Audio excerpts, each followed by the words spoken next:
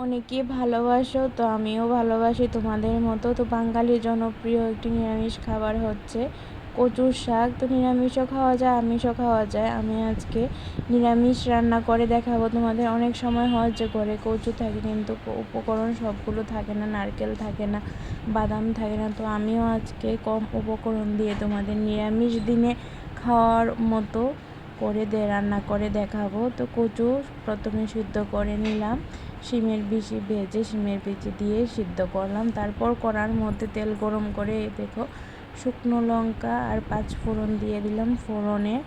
তো ফোড়নটা হয়ে আসছে আমার, তো একটু ভালো করে নেড়ে নেব। তারপরে দেখো সিদ্ধ করে রাখা শিমের বিচি আর দেখো দিয়ে দিলাম কচুর শাক, নুন হলুদ দিয়ে দিলাম, দিয়ে কিছুক্ষণ নাড়াচাড়া করে এবার দিয়ে দেখো দেখো জিরে ধনে আদা আর কাঁচা লঙ্কা বাটা একসঙ্গে দিয়ে দেব, দিয়ে ভালো করে মশলার সঙ্গে কচু মিশিয়ে নেব।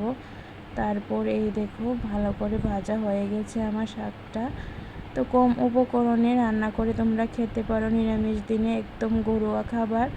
তো আমার তো খেতে খুবই ভালো লাগে, খুবই স্বাস্থ্যকর একটি খাবার কচুর শাক। তোমাদের কেমন লাগে কমেন্টে জানাও।